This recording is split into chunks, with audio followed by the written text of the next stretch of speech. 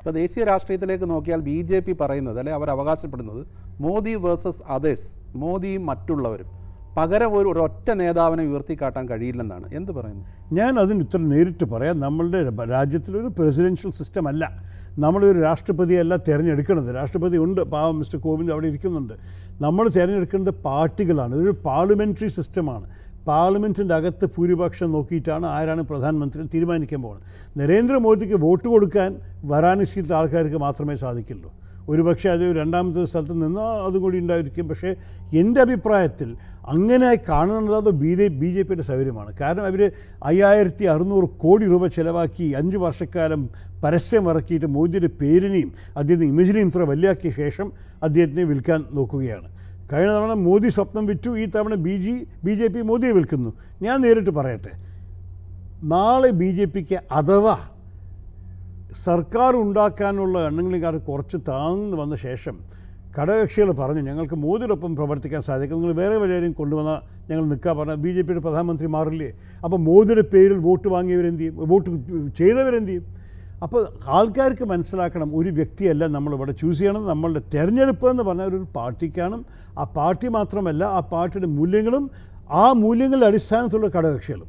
അപ്പം ഞങ്ങൾ ഘടകകക്ഷിയെ വിളിക്കുന്നത് എല്ലാവരും മതേതര വിശ്വാസികളാണ്.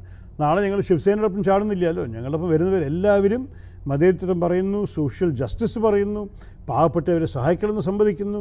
ഇതെല്ലാം ഞങ്ങളുടെ ഒരു കോമൺ മിനിമം പ്രോഗ്രാം UPA 1ലും 2ലും ചെയ്ത പോലെ വെച്ചിട്ടാണ് ഞങ്ങൾ മുന്നോട്ട് പോകുന്നത്. അത് മാത്രമല്ല, നാളെ നിങ്ങൾക്ക് ഒരു പാർലമെൻറ്റിൽ എന്ന കിട്ടുമ്പോൾ ഒരു സെറ്റ് പോളിസീസാണ്. പാർലമെൻറ്റ് നിയമം പാസ്സാക്കുന്ന സ്ഥലമാണ്, പോളിസീസിനെ ഇറക്കുന്നൊരു സ്ഥലമാണ്. ഒരു വ്യക്തിക്ക് നാടകം ചെയ്യാൻ ഒരു വേദിയല്ല. അപ്പോൾ എൻ്റെ അഭിപ്രായത്തിൽ ഈ ചോദ്യമേ തെറ്റാണ്. അല്ലല്ലേ, ഈ ഒരു ദേശീയ തെരഞ്ഞെടുപ്പ് വരുമ്പോൾ ഒരു നേതാവിനെ ഉയർത്തി, എല്ലാ തെരഞ്ഞെടുപ്പുകളിലും ഒരു നേതാവ് ഉയർന്നു വന്നിട്ടുണ്ട്. അപ്പോൾ മോദി കഴിഞ്ഞ തെരഞ്ഞെടുപ്പിൽ ഒരു നോൺ എൻറ്റിറ്റി ആയിരുന്നാലും മോദി പിന്നെ വലിയ നേതാവായിട്ട് വന്നു കഴിഞ്ഞു. കഴിഞ്ഞ 5 വർഷത്തിനിടയിൽ അദ്ദേഹത്തിനോട് യോജിച്ചാലും വിയോജിച്ചാലും അനുകൂലിച്ചാലും എതിർത്താലും അദ്ദേഹം ഈസ് എ ഗ്രേറ്റ് ലീഡറാണെന്ന് അവർ അവകാശപ്പെടുന്നുണ്ട്. അന്നേരം ഇപ്പോൾ കഴിഞ്ഞ ദിവസം അഹമ്മദാബാദിൽ കോൺഗ്രസ് പ്രവർത്തക സമിതി യോഗം ചേർന്നിട്ട് പോലും രാഹുൽ ഗാന്ധിയുടെ പേര് പ്രധാനമന്ത്രി സ്ഥാനാർത്ഥിയായി അല്ലെ പ്രധാനമന്ത്രി സ്ഥാനത്തേക്ക് ഇതാ ഞങ്ങളുടെ നേതാവെന്ന് ഉയർത്തിക്കാട്ടാൻ പാർട്ടി തയ്യാറായിട്ടില്ല. അതേക്കുറിച്ച് താങ്കൾ എന്ത് പറയുന്നു? ഞാൻ ഒരു കാര്യം മാത്രം പറയാം, മോദിക്ക് അവസരം കിട്ടിയിട്ടാണ് ജനങ്ങൾ ഇത്ര വലിയൊരു മനുഷ്യനെ കണ്ടിരിക്കുന്നത്. അതുപോലെ രാഹുൽ ഗാന്ധിക്കും അവസരം തരൂ, അദ്ദേഹത്തിൻ്റെ കഴിവ് നമുക്ക് കാണാൻ സാധിക്കും. ഞാൻ അദ്ദേഹത്തെ കണ്ടത് ഒരു നല്ലൊരു കോമ്പറ്റൻറ്റ് നേതാവാണ്. ബുദ്ധിയുണ്ട്, ക്യൂരിയോസിറ്റി ഉണ്ട്, അറിവുണ്ട്, പക്ഷേ ഹൃദയമുണ്ട്. മറ്റേ ആൾക്ക് 56 ഇഞ്ചിൻ്റെ ഒരു മാറുണ്ടെന്നാണ് സംസാരം. ആ 56 ഇഞ്ചിൻ്റെ പുറകെ എന്താ ഉള്ളത്? രാഹുൽ ഗാന്ധിക്ക് എൻ്റെ ഇഞ്ചിൻ്റെ അളവ് എനിക്കറിയില്ല, പക്ഷേ അദ്ദേഹത്തിൻ്റെ ഹൃദയമുണ്ടെന്ന് പല തവണ അദ്ദേഹം സ്ഥാപിച്ചിട്ടുണ്ട്. അങ്ങനെയാണ് വേണ്ടത്. ജനങ്ങൾക്കും ജനങ്ങളുടെ ആവശ്യത്തിന് വേണ്ടിയിട്ടും ഭാരതത്തിൻ്റെ വ്യക്തികൾക്ക് വേണ്ടി ചിന്തിക്കുന്ന ഫീൽ ചെയ്യുന്ന എമോഷൻ ഫീൽ ചെയ്യുന്ന ഒരു വ്യക്തിയാണ് രാഹുൽ ഗാന്ധി. എൻ്റെ അഭിപ്രായത്തിൽ ഞാനൊരു പ്രസിഡൻഷ്യൽ സിസ്റ്റം കണ്ടിട്ടില്ല വോട്ട് ചെയ്യാൻ പോകണം. എനിക്ക് വേണ്ടിയിട്ട് ഇവിടെ വോട്ട് ചെയ്യും. പക്ഷേ ഞാൻ പറയണത് അദ്ദേഹം വന്നാൽ ഭാരതത്തിന് ഗുണമേ ചെയ്യുള്ളൂ. വരുന്ന തെരഞ്ഞെടുപ്പിൽ കോൺഗ്രസ് ഏറ്റവും വലിയ ഒറ്റ കക്ഷിയായി മാറുമെന്ന് താങ്കൾ കരുതുന്നു? സാധ്യതയുണ്ട്.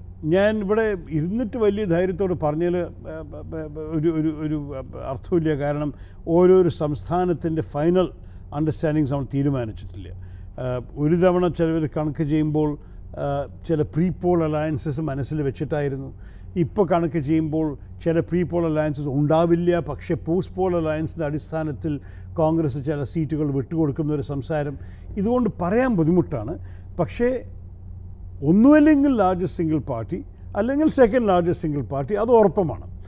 എൻ്റെ അഭിപ്രായത്തിൽ എന്തായാലും വലിയ വ്യത്യാസമുണ്ടാവില്ല. BJP ഞങ്ങളെക്കാട് കൂടുതൽ സീറ്റ് കിട്ടിയാൽ കൂടി അതിന് വലിയൊരു ഡിഫറൻസ് ഒന്നും ഉണ്ടാവില്ല.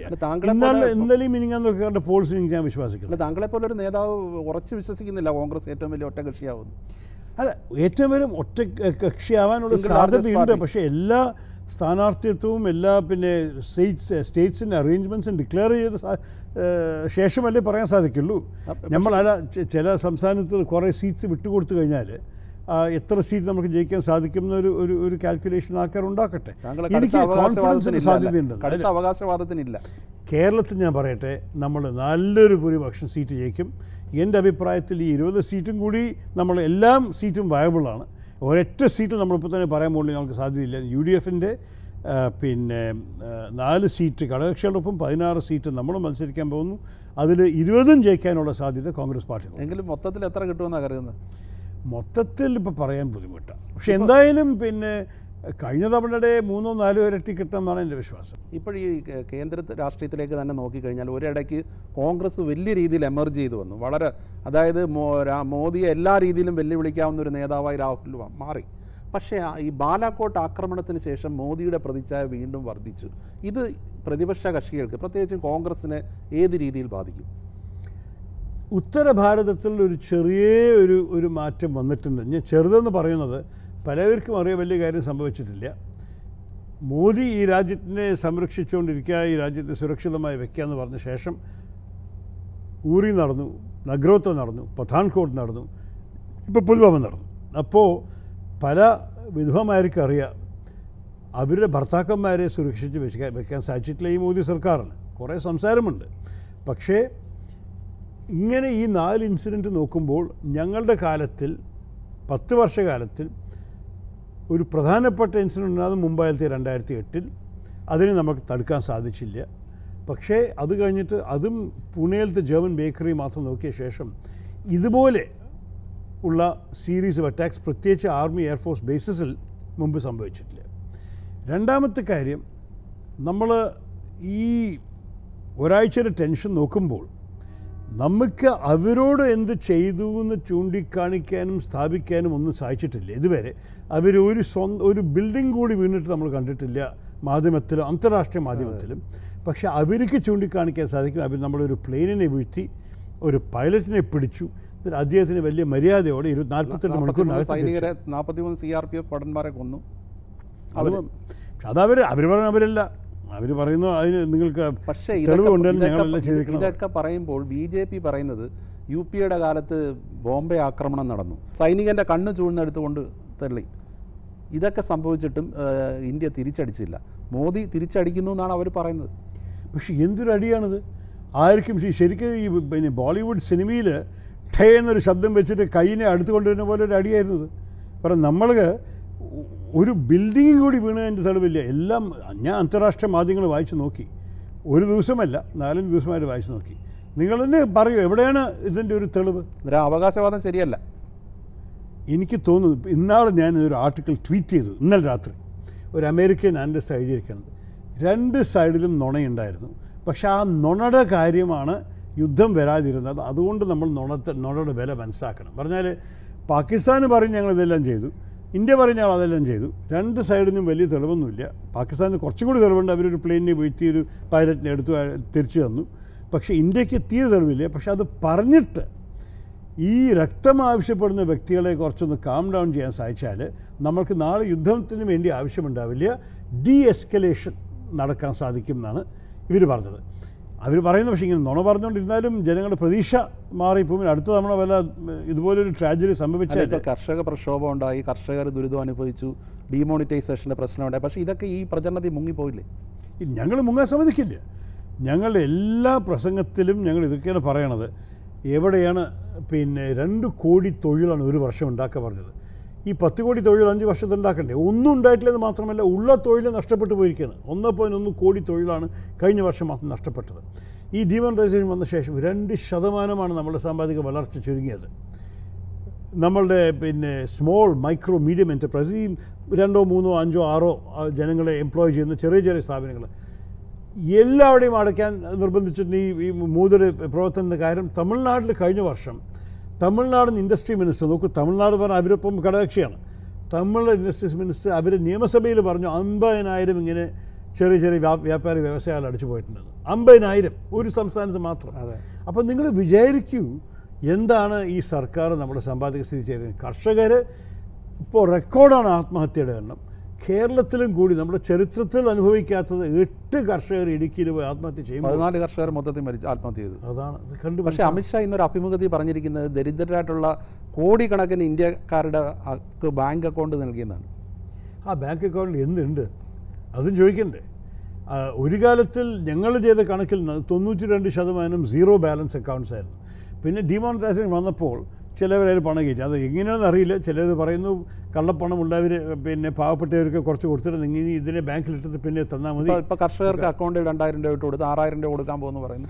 ഈ 2000 രൂപയുടെ കഥ അൺയൂഷ്വലാണ്. നമ്മളുടെ ഭാരതത്തിൻ്റെ ചരിത്രത്തിലും ഏത് ജനാധിപത്യ പാർലമെൻ്ററി ഡെമോക്രസിയിൽ കാണാത്ത സാധനമാണ് ഒരു ബഡ്ജറ്റ് പ്രഖ്യാപനത്തിൽ റെട്രോസ്പെക്റ്റീവ് എഫക്റ്റ്. അപ്പോൾ ഇദ്ദേഹം ഫെബ്രുവരിയിൽ പ്രസംഗിക്കുന്നു, എന്നിട്ട് പറയുന്നു കഴിഞ്ഞ ഡിസംബറിന് ചെക്ക് ഞങ്ങളിപ്പോൾ കൊടുത്തയക്കാൻ പോകുന്നു. ഇത് ശരിക്ക് പിന്നെ വല്ലവരും കോടതി പോയത് കോൺസ്റ്റിറ്റ്യൂഷൻ ആണെന്ന് ചോദിച്ചിട്ടുണ്ടെങ്കിൽ ഒരു പക്ഷേ അതും കുറിച്ച്, പക്ഷേ ആർക്കും കർഷകരുടെ ആവശ്യത്തിന് എതിർക്കേണ്ട പറഞ്ഞിട്ട് പോട്ടെ, അവർ 2000 രൂപ ഓരോരു കർഷകർക്ക് കൊടുക്കട്ടെ വോട്ട് വാങ്ങാൻ വേണ്ടിയിട്ടെന്ന് വിചാരിച്ചു.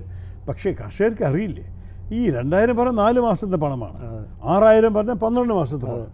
അതിൻ്റെ അർത്ഥം ഒരു ആത്മഹത്യയെക്കുറിച്ച് ചിന്തിക്കുന്ന ഒരു പാവപ്പെട്ട കർഷകൻ ഒരു 500 രൂപയാണ് നിങ്ങൾ നോട്ട് കൊടുക്കുന്നത് ഒരു മാസം. അതോടെ അദ്ദേഹത്തിൻ്റെ ദുഃഖം മാറുമോ? എനിക്ക് നല്ല സംശയമുണ്ട്. ഇപ്പോൾ കേരളത്തിലേക്ക് വന്നു കഴിഞ്ഞാൽ എന്താണ് താങ്കൾ മുന്നോട്ട് അല്ലെങ്കിൽ UDF മുന്നോട്ട് വയ്ക്കുന്ന അജണ്ട? കേരളത്തിലെ ജനങ്ങളോട് എന്താ പറയുന്നത്? എന്തിനു വേണ്ടി വോട്ട് ചെയ്യണം? എന്തിനു വേണ്ടി വോട്ട് ചെയ്യണം? ഒന്നാം കാര്യം, നമ്മൾ കേന്ദ്രത്തിൽ സർക്കാർ ഉണ്ടാക്കാൻ, കേന്ദ്രത്തിൽ സർക്കാർ ഉണ്ടാക്കിക്കഴിഞ്ഞാൽ കേരളത്തിൻ്റെ ആവശ്യങ്ങൾക്ക് വേണ്ടി സഹകരിക്കാൻ ഒരു സർക്കാർ ഉണ്ടാകും.